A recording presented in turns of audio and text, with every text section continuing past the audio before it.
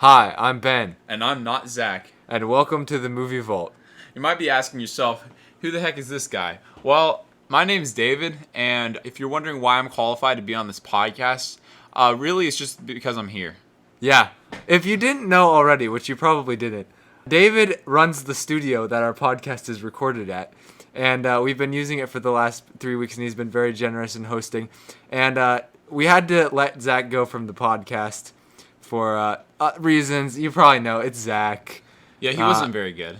Yeah, I mean, honestly, all the reviews were coming in. They were like, Ben's better, like Zach has red hair, things like that. But it's fine, we're moving on with the show. No, I'm kidding. Zach is actually he had an unforeseen scheduling event come up, and he could not be here at this recording. We had originally planned on doing Baby Driver, but I believe we're gonna do that next week. And so David has stepped in, and we will be reviewing the movie, The Bee Movie. We should have inserted a drum roll there. Yeah.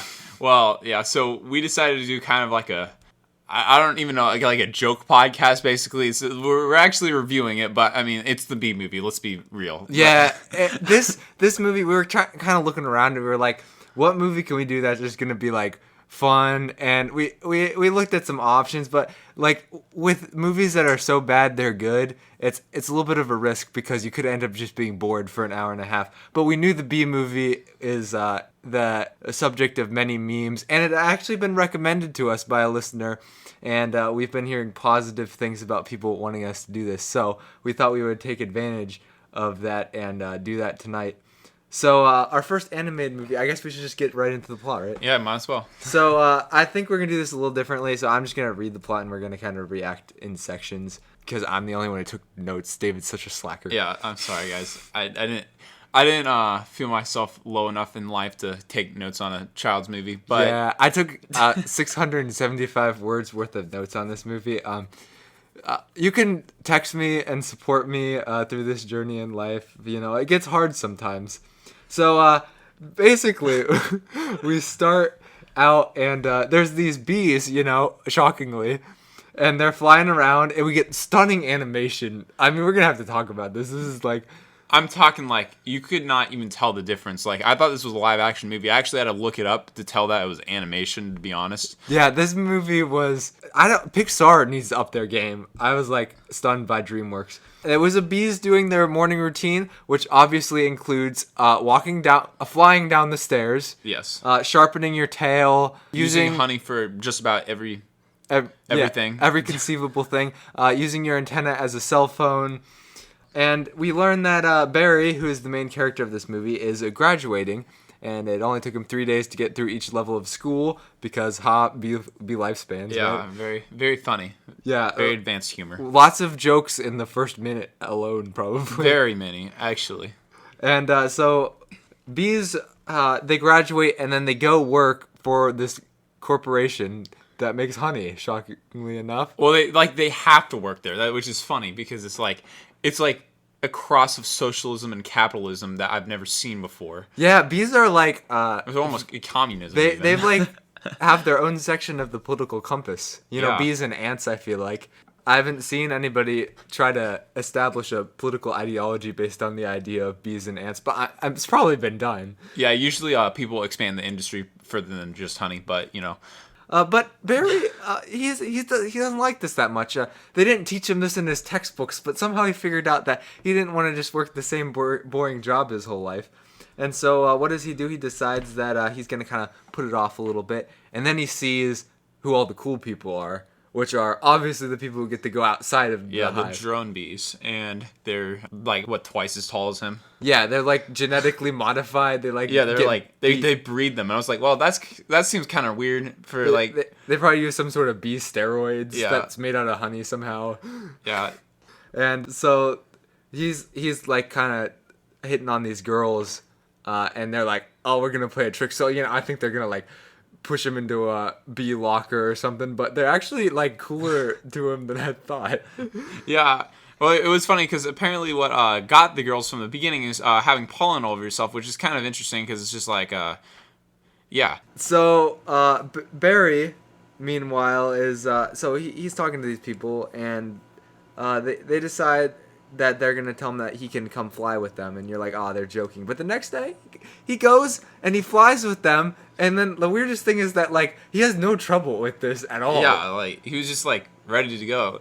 It was funny because like the drill sergeant's like yelling at all of them. And you're gonna be like, oh, this drill sergeant's not gonna have it. And he's like, oh yeah, I'm here to fly with him. He's like, oh yeah, you cool. Like, okay, yeah, like everyone's cool with it, and he goes out there and has a good time for the most part. Really, actually, if you just go to any army training ground, you can just show up there and be like, hey, I'm ready, and they're like, okay, get in the plane, we're going to Iraq. So yeah, I mean that's the whole plot of Delta Farce that we were maybe going to watch earlier. Yeah, basically, yeah. So, but they're going to flowers and they explain pollinating because really this is a whole education biology video that's disguised as an entertaining movie because kids need to be educated through movies, obviously. Except they use pollen guns because that makes sense. But yeah, not to confuse kids or anything when they don't see bees with pollen guns. They're like, Mom, where was the pollen gun? And they're like, anyway. Yeah. So, but he has an unfortunate incident that involves a tennis ball. And he gets, like, caught on it. And then somehow this person hits... He doesn't get hit at all. Yeah, this was, like, actually kind of hard to watch. Because the fact is, like, he covered, like, a whole side of the ball. So, I would say, like, maybe, like, a quarter of it. So, this guy had a hit just in the ground. And then to another person, like, it hit, like, I don't know, probably, like, a total, like, I don't know, 20 times throughout the whole scene. And it didn't hit him once, which was very fortunate for him because he would have been squashed, most likely. Yeah, and the odds of him not getting squashed are, like, insanely high, and somehow they don't happen. If you could actually calculate the odds of that, you can email us. Yeah, that I would actually be interested in those odds. Yeah, so all you mathematicians out here, this is your challenge. So, anyway, somehow the ball gets, like, hit out of the arena, which seemed like a very impressive, like... It was, like, way out. It wasn't just, like, out of the chain link fence. It was, like, a good distance outside of the chain link fence. Yeah, this thing jumped town, okay? Like... And he ends up in... What's the car that it ends up in? It looked like... It was, like, supposed to be, like, some sort of, like, family SUV, but it looked like a Rolls-Royce SUV. So, it confused me a bit. I was like... It just went in the... inside of a Rolls-Royce. He somehow ended up in the cylinder of the engine. It survived that somehow because that makes sense if you're, combustion. No big deal. But, no biggie. Yeah, he somehow did that. Like a pretty crappy engine if you ask me. If you have bees going in it, goodness gracious. But like, yeah. Anyway, he ends up in the middle of the car, and all the people inside are, of course, terrified of the bee because that's what adults do. But yeah, adults they scream about bees. This guy almost wrecked their car 7 times. And nearly committed vehicular homicide. Yeah, talk about like driving distracted. Yeah. And then the grandma is a freaking savage, and she's like, the bee blinked, so I'm gonna like after the mom was like, oh, if you freeze, he won't sting you, which I think is generally sound advice unless it's like a wasp or something.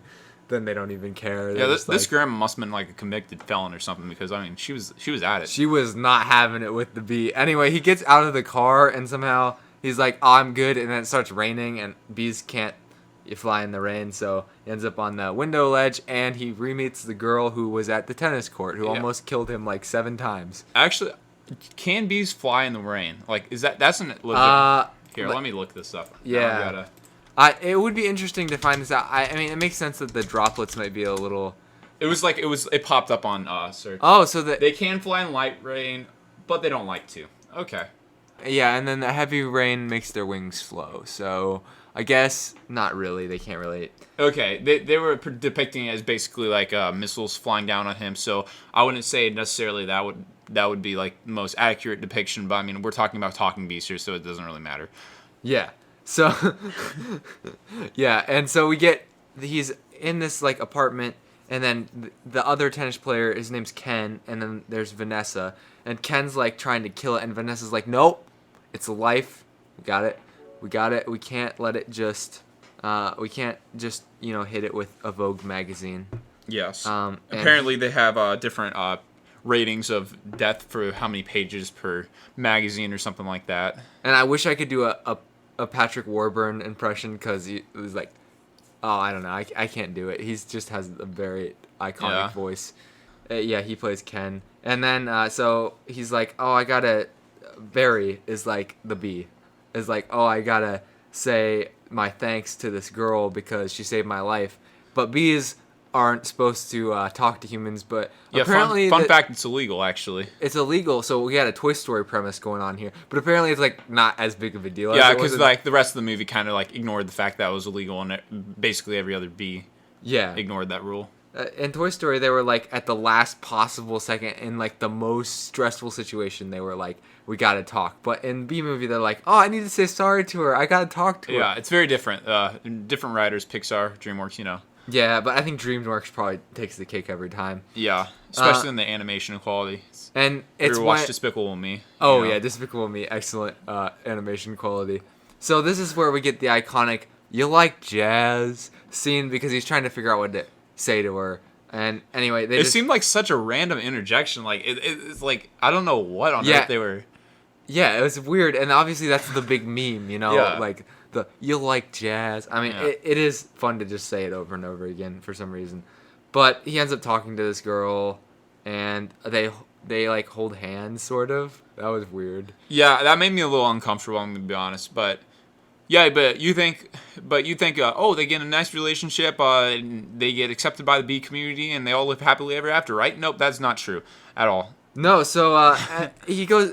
Barry goes back and is like, "Oh, I like this girl," you know, and he's like, telling his parents he doesn't want to get a job, and then he goes back out with Vanessa, and he's like talking to her, and like it's weird, and then he like realizes that bees honey gets taken and sold for production, and he's just like, well, forget all about Vanessa. I don't care about her at all anymore. All I care about is this honey that's being stolen. So like the plot completely changes. Like everything that we like cared about had basically changed at that point, which was I feel like is like kind of rare in a movie for such a jagged plot twist. And yeah, so he does the only logical thing is to sue every human bee production company on Earth. So Yeah, I mean that's the next logical through the step. United States court Also, system. it's funny while he's going, he like goes and like sees how the humans take from the bees through like the bee Oh, farms yeah, and stuff, and it's funny because we get a scene where he like duels with a worker. We get him meeting Chris Rock the mosquito, and then we get him.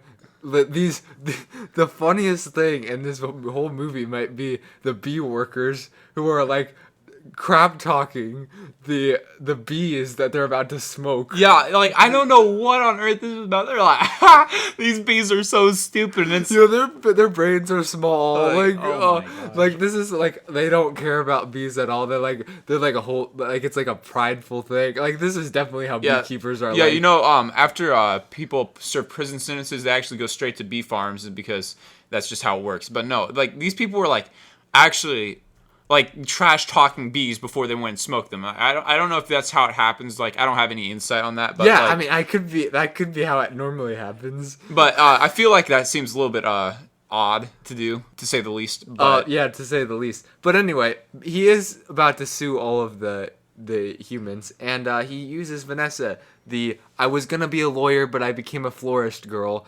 to have this case. And then the bees are all of a sudden just like, oh, we love this Barry guy. He's Yeah. about to sue everyone. He just talked to humans, which he wasn't supposed to do, but we don't care. Now we love him. Yeah, we totally ignored the fact. You know, actually, yeah. So we're gonna put you on the news, and all the bees around the world support you. So it's like, okay, that's cool. And then he talks in court, and before he talks, he's like, bzz, bzz, bzz, bzz. And so for like 2 seconds, you're like, oh, maybe only Vanessa can hear him, but nah, he's just playing around with everyone. And he like sues everyone. He sues the bee companies. He sues Sting from the band The Police. Okay, I thought that was a really funny like add into the thing. Sting's there like, oh, it's just a stage name, and they're like, no, like you didn't think about how it affects the bees. And he sues Ray Liotta for some reason. Ray Liotta, who's most famous from being in Goodfellas, for some reason has his own brand of honey in this fake world. It's like the most Does he in random real thing. life? That's the question. Yeah, and then he just Yeah. blows up in the. I guess it's supposed to be like a cameo to Goodfellas. It would actually be funny if Ray Liotta has his own bee company thing. But there's this like stupid lawyer who like is like supposed to be the most prestigious lawyer, and I don't know. He's just making all these points. Look at this under my Google search results. The second option is does Ray Liotta have a sugar company? So I don't know how that happened, but he fictionally does. Fictionally, he fictionally does, guys. So so that's the official answer. Ray Liotta, if you're out there listening to the podcast, I think you should like actually start a company. I think that would be a good investment. I'll put $20 into especially your, I'll since invest like $20. And maybe it would kickstart his career because honestly, he hasn't really done a lot since Goodfellas, and that's been kind of disappointing. Yeah, that's true. But what even happens after this? Like the lawyer, he like brings a bear into court to make some sort of point. It's very strange. Well, the other thing was like they're like, oh, it was good that you got the bear, and it was like, oh yeah, it was nice from volunteers. Like, wait, would they like hire a bear to like scare everyone or something? Yeah, like you normally just bring bears into the court all the time. Totally legal thing to do. Yeah, like, so or Russia or something. So then they go home and he's eating with Vanessa, and Ken comes in and is like completely jealous of this insect that is eating with his significant other, and so he like tries to kill him even though he's talking. So Ken is just like trying to flush him down the toilet, and we get this epic surfing sequence. It's like trying to flame him out and stuff like that. Man, this guy was going all out. Yeah, and then he gets kicked out of the house by Vanessa because she's not having it with the go kill your girlfriend's friend B who talks. That's gonna be great for you. And they're like, oh, what do you think was gonna happen after he killed him? Yeah. They're like, where's Barry? I don't know. Probably like he stung me and then died, or I don't know. Yeah. And then we go back into court where the one lawyer baits Adam, Barry's friend, into stinging him by making accusations about how bees date their cousins and stuff like that. You know, bees being weird. Yeah, we really haven't talked about Adam very much. He wasn't like a very intricate point in the plot. He was just kind of like there, I guess. Yeah, he was kind of there. He's like the you need to have a side character who's the best friend of the main character. Yeah. Just cause. And so then they win the case because Adam stings him. He almost dies. That doesn't make it go very well. But then Barry brings up this point that they have smokers that make the bees pass out or whatever. And for some reason, that's the thing that's like everybody is like gung ho against the bee corporations now. Yeah. Nothing else. It was just like people didn't know that smokers existed. Yeah, I guess not. Smoke guns specifically. Yeah, Then he goes fires it on a crowd of bees. Yeah. Ooh. And he's like, oops, I didn't know that's what that did. Who knew that? And so then he's like, oh, I won. And then the ecosystem is destroyed because we need bees to pollinate everything, and everything will die 2 days after bees stop pollinating. Yeah, of course they just can't end the movie or anything like that because at a perfectly logical point, number 2. But they continue the movie to Act 3 or something. This is Act 3. Yeah, I mean this is Act 3 where everything that's been built up is like, oh, that was a mistake. I shouldn't have done that. And so he's like, oh, I can fix this. This time I'm going to get it right. And so they have this great plan where Vanessa and Barry are going to go down to the Parade of Roses, steal a float, just drive it down the highway, put it in an airplane, which everyone's just like, oh, that's cool. Yeah, you can just go ahead and throw that float right back in there. But honestly, I didn't even go to TSA or anything. They just walked straight through. Oh yeah, there was no TSA. It was very odd. Yeah. But unfortunately, they couldn't land immediately in where they were going to land. I think it's JFK. I think they were in New York City. Yeah. Actually. Because there's lightning, and so they're like, oh, we need to land in lightning anyways because we need to save the ecosystem because these are the only flowers left on Earth. There's no flowers. Anyway. We have destroyed the whole world ecosystem, not just North America. Yeah.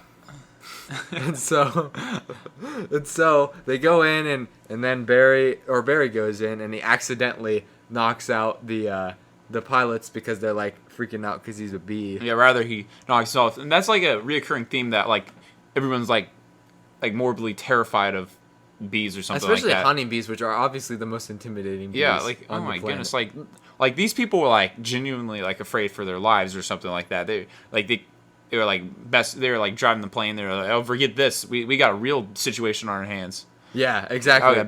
A singular bee in our safety. cockpit. I feel like if you're going through flight training, there's a section about how if you get an insect in your cockpit, you still have to pay attention. Yeah. Like, that's probably in there somewhere. But not these pilots must not have paid attention to that part. They probably, just skipped over that in flight school. But anyway, then they have to figure out how to land the plane because these two people are knocked out. And so Vanessa comes in too, and she doesn't know how to fly a plane. And then Barry and Vanessa end up just slapping each other in the face for like 2 minutes. And while all the rest of the bees come up to like, I don't know if this is actually possible, but there's like thousands and thousands of bees that like support the weight of the airplane, so like they're flying it. And then Adam's down there like, let's make a flower so that Barry knows how to instinctively land, because I guess bees must instinctively know how to land on flowers, so like that's the idea. And so then you got this airplane's like flying like an insect, bouncing up and down and at a weird angle, and then it kind of just like... It's kind of like that one meme where they have like the airplane like flying like a bird. Have you seen that? I have not seen that meme, but yeah. And it somehow lands, and then they're like, oh, it's done, except we have to repollinate all the flowers and have the worst cover of Here Comes the Sun. Oh my goodness. Beatles. I heard like the beginning playing. I was like, oh, this is going to be amazing. And it just starts playing, and I'm like, well... Yeah, that's it was a really bad cover. I was expecting, I think John Lennon sings. I was expecting his voice to come on and be like, "Oh yeah, I love this song," but no, it was not that. I was very disappointed. And then we see the end of where Barry becomes a lawyer in the florist shop, so they have like a florist law kind of thing. That's definitely the impression you're looking for lawyers. Is like, it's like, oh yeah, we're a very professional law firm, and if you're looking for us, you can just find us at the back of this flower shop. That sounds like the most New York thing ever. Really? They're like, oh yeah, we're totally not mob lawyers. And then we get this funny Chris Rock joke where he's like, he's a mosquito, and so he's like, I was always a blood-sucking parasite. I just needed a briefcase because he became a lawyer. That was pretty funny. Yeah, that was one of the best one-liners in the movie. Yeah, and so that's kind of the end. It kind of ends as abruptly as all of the stages occurred in the movie.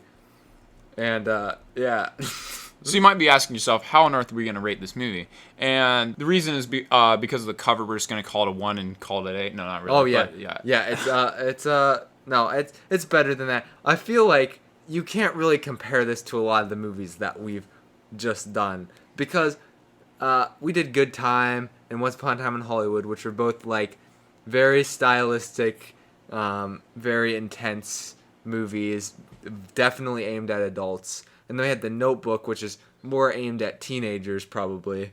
Yeah. And then we got this, which is definitely a kids movie because it is very unrealistic, and honestly, if we make fun of it being unrealistic, but like it would be a boring movie if it wasn't the way that it is. Yeah, like honestly, like, what would they make it about? Like, oh, Scott B went out. Oh, he got a honey or pollen, whatever. Yeah, I can't talk. Nectar. Yeah, like nectar. Okay, he wouldn't be able to talk if we were making this a realistic movie. So throw that out the window. So I just kind of just rated this like, I was like, this is an animated kids movie, and I'm going to kind of rate it out of animated kids movies and see where it ends up on the list, I guess. And then David's just going to pull numbers out of thin I'm pulling air. Numbers out of my head, and so I'm going to do my best to not look at what Ben wrote. And yeah. Because that would screw up. David would just change his scores to exactly the same. Yeah, because Ben's such a movie genius, I can't like argue about it. Yeah, he wouldn't be able to come up with arguments clearly. I mean, Zach can't, so.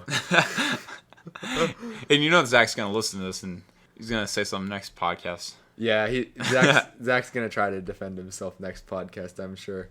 Yeah, well, I do have to write down my scores so I can add them up potentially. So I'll go ahead and open my phone calculator since I'm so professional. Yeah, we very professional on the show. We definitely plan ahead for everything. Okay, so the first category is sentiment, because, how much did you like this movie? And I guess I'll let you go first since you're pulling them. Okay, sentiment. Well, I'll give it maybe a 7. I'll give it a 7. I kind of like the movie. It was, like, funny. Like, it was a good kids movie. Like, I would have liked it a lot more when I was younger, probably. But on the other hand, I'm kind of immature, so I just like goofy movies. So... you know. I mean, to be honest, I also gave this a 7. Okay, so I'm not crazy. Okay. No, this movie was was so much. I was waiting for him to give like a 3 or something like that. It's like, No. David, what are you doing? No, Ghost Rider is like.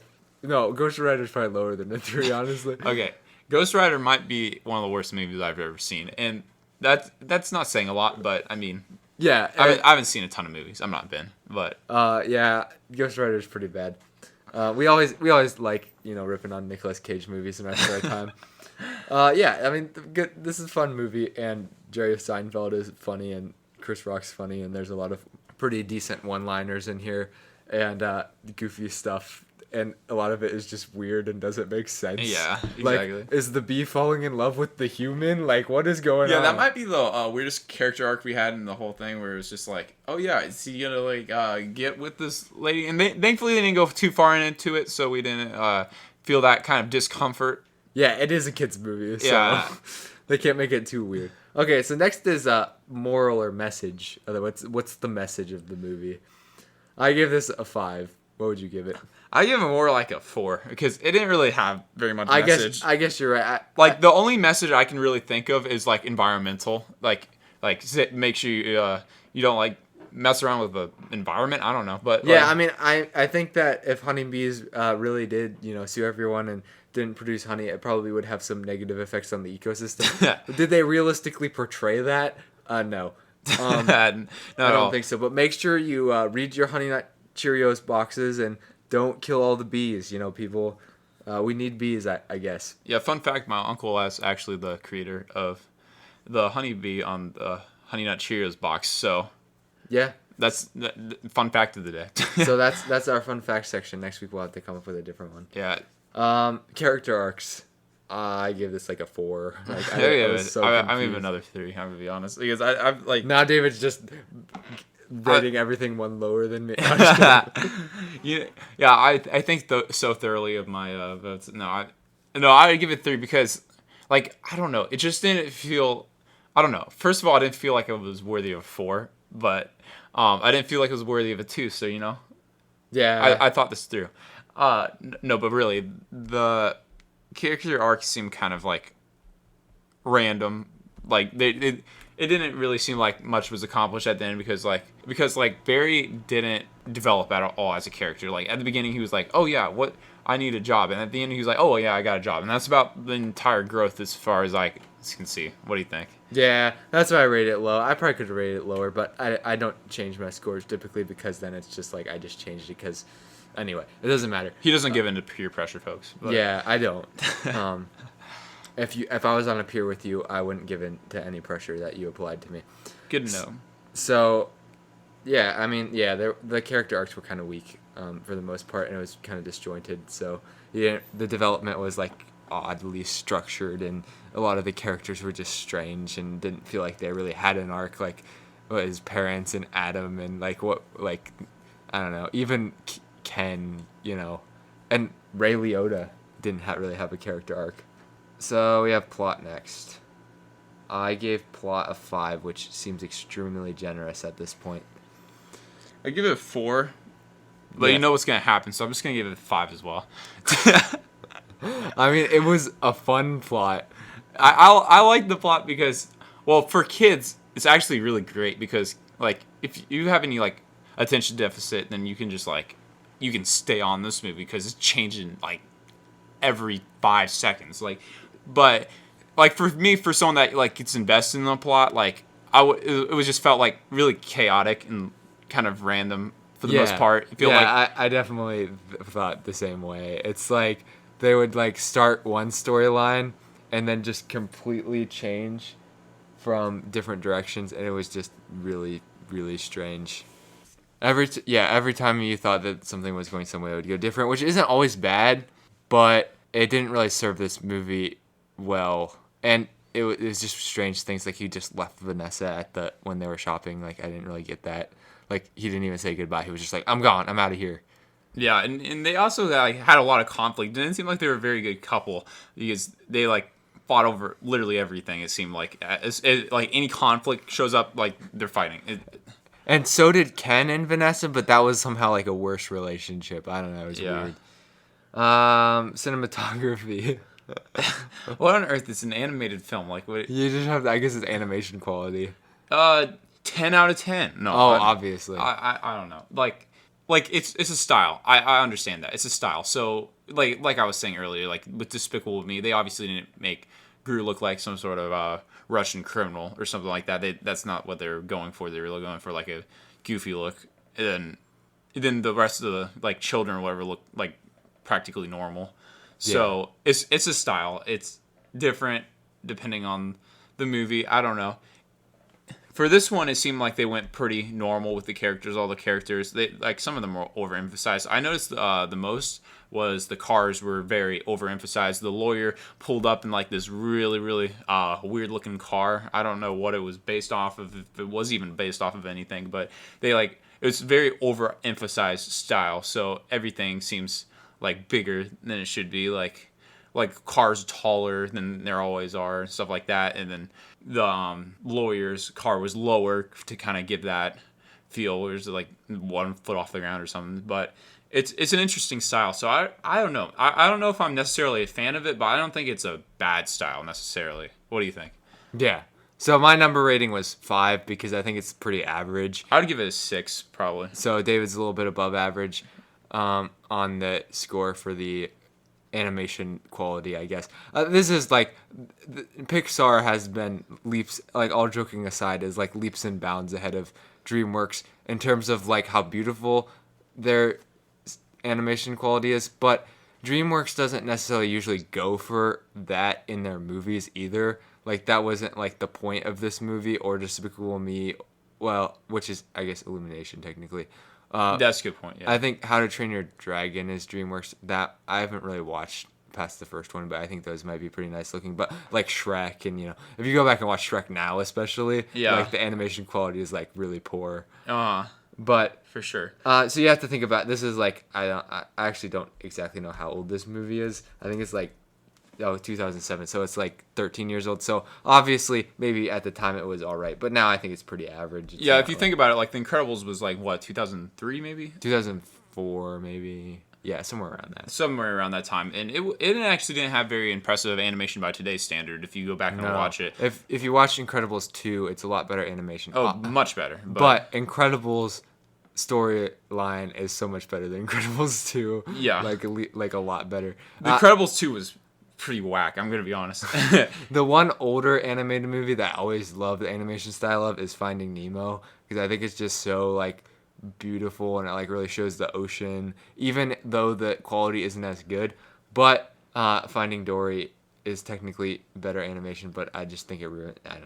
I don't like Finding Dory at all. But that's yeah, it wasn't a very interesting movie. We're getting a little off track here with animation. Diving a little deep into that, but hey.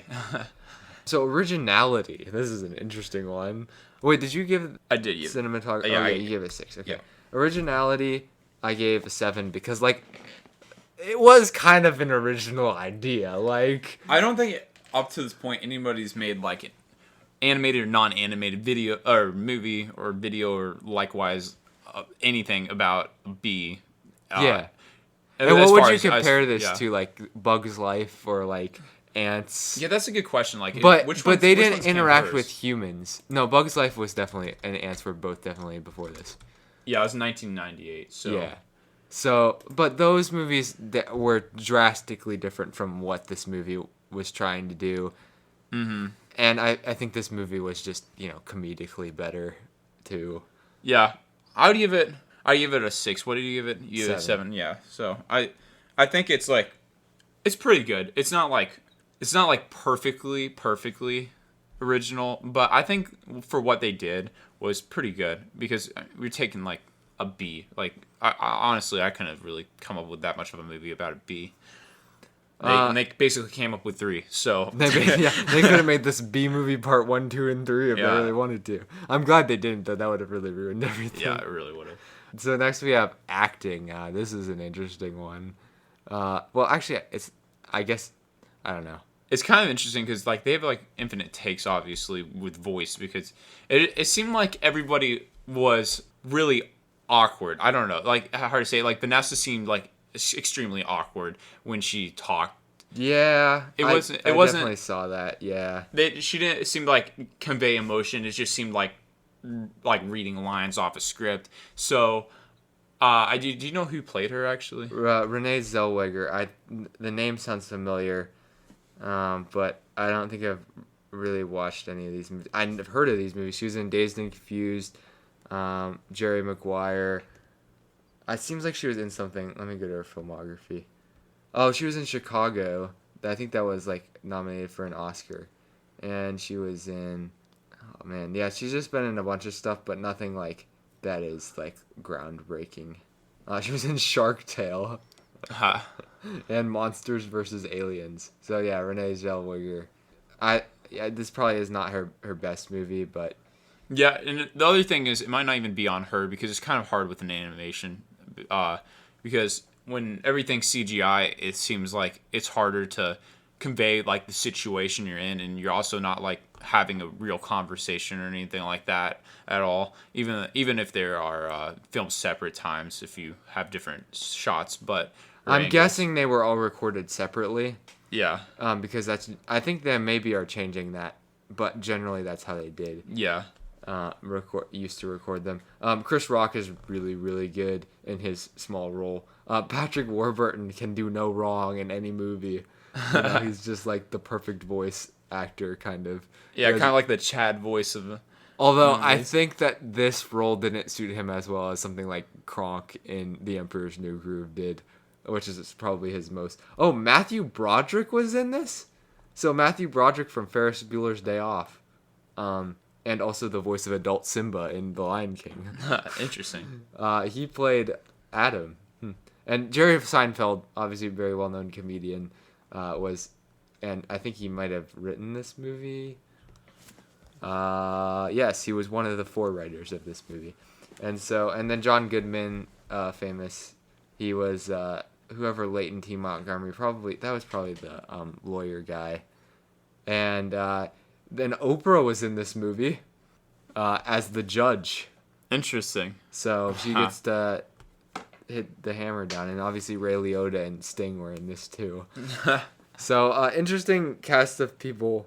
And so I gave it a very generous 7. I'm not sure why. I think it's just because Patrick Warburton's in it. He's really good. But I'll give it a 6. So again, 1 below Ben. But yeah, I guess I'm a little bit more.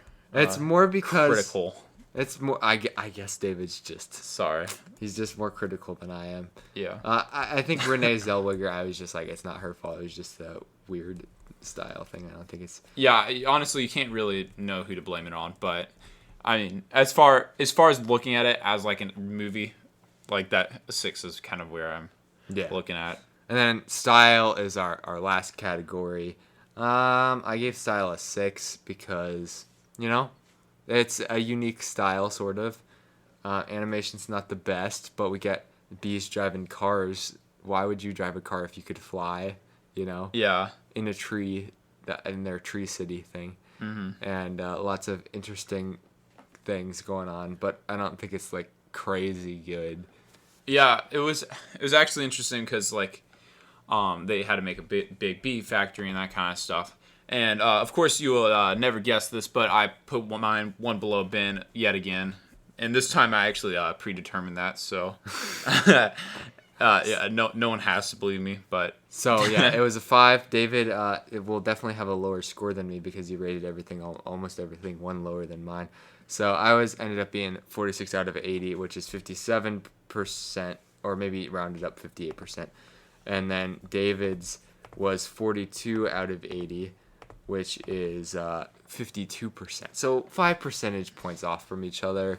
We kind of had the same thoughts on this movie, I guess. Yeah, I mean, to be honest, you can't really take like this kind of movies too seriously. Like sentimentally, like I would put it up a little bit higher, maybe like a 60 or something for myself, because it's a funny movie. But like critically, like analyzing this movie, like it's not like that great, but I thought it was a fun movie. So yeah, like this is a movie that I would tell everybody to go watch because you don't have to take it too seriously. If you watch Taxi Driver all the time, and Magnolia, and like you're just gonna be a sad person because you're watching movies that are just gonna make you depressed all the time.